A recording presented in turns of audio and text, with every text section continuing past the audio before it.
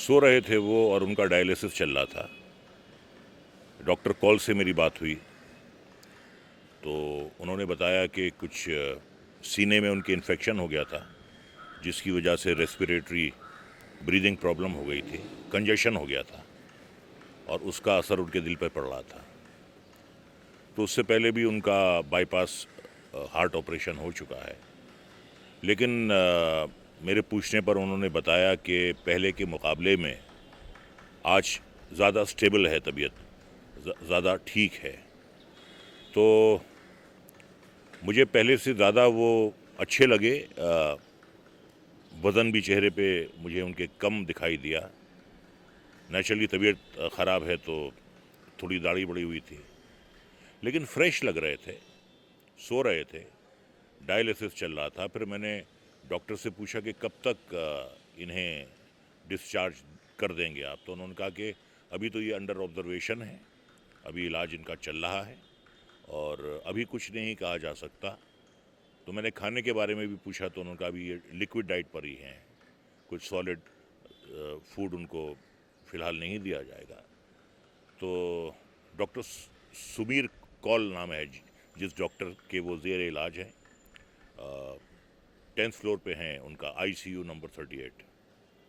तो मेरा उनका बहुत पुराना साथ है, 41 साल पुराना साथ है। पहली बार मैंने उनके साथ फिल्म चोरी मेरा काम में काम किया था, तो बहुत सालों का साथ है और तकरीबन 25 फिल्में मैंने उनके साथ की हैं। अब देखिए ऐसा है कि डॉक्टर ने जो कहा है, उसने कहा है कि थोड़ी हालत जो है थोड़े कुछ कॉम्प्लिकेशन हो गए हैं, लेकिन कल से बेहतर उनकी तबीयत है और डायलिसिस के लिए तो वो आते ही रहते हैं।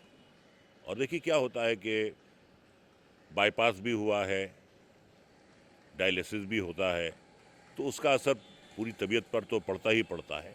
लेकिन फिर भी डॉक्टर ने कहा कि कोई ऐसी घबराने वाली बात नहीं है, पहले से उनकी हालत बेहतर है। तो काफ़ी तसल्ली हुई मुझे और मैं बस दुआ करता हूँ कि जल्द अज जल्द वो सेहतयाब हो जाएं। उनके करोड़ों चाहने वाले हैं पूरी दुनिया में, तो सबकी दुआएं उनके साथ हैं, पूरी फिल्म इंडस्ट्री की दुआएं उनके साथ हैं। नहीं, सो रहे थे वो। हालांकि मेरा उनका काफ़ी मजाक भी चलता है। अगर वो जाग रहे होते तो मैं थोड़ा उनसे मजाक भी करता, लेकिन वो सो रहे थे तो मैंने उन्हें नहीं, मेरा उनका काफ़ी मजाक चलता था। एक बार मैंने उनसे मजाक किया था तो वो मुझे मारने के लिए दौड़े थे। मिड 80s में उन्हें फिल्म न्यू दिल्ली टाइम्स में बेस्ट एक्टर का नेशनल अवार्ड मिला था, तो मैं उन्हें मुबारकबाद देने के लिए गया। मैंने कहा शशि साहब, मुझे आपकी एक गाइडेंस, एक मार्गदर्शन चाहिए। कहने लगे बोलो।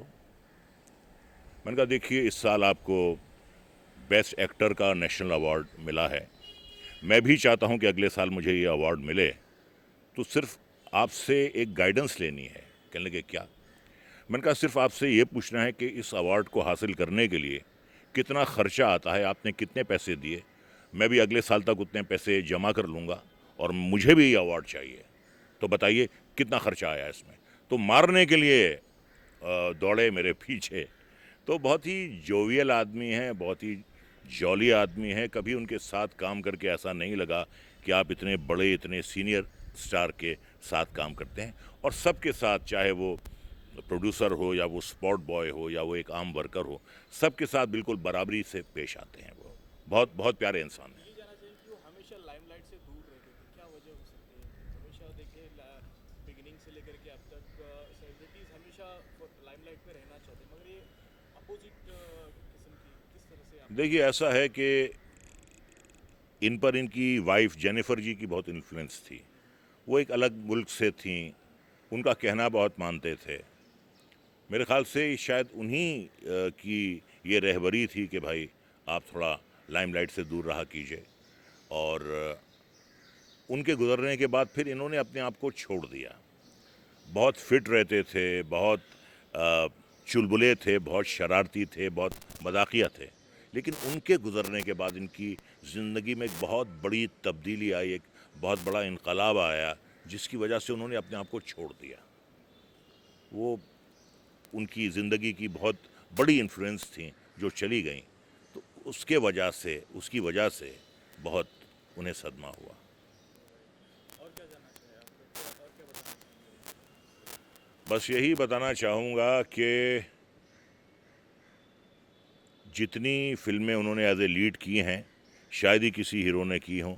फिल्में चलें या ना चलें, शशि कपूर साहब हमेशा बिज़ी रहते थे, और कभी किसी प्रोड्यूसर को उनकी वजह से कोई तकलीफ़ नहीं हुई, ना उनकी डेट्स की वजह से, ना उनके बिहेवियर की वजह से, ना उनकी डिमांड्स की वजह से। बहुत ही इजी गोइंग आदमी थे, very easy man to work with. तो यही वजह है।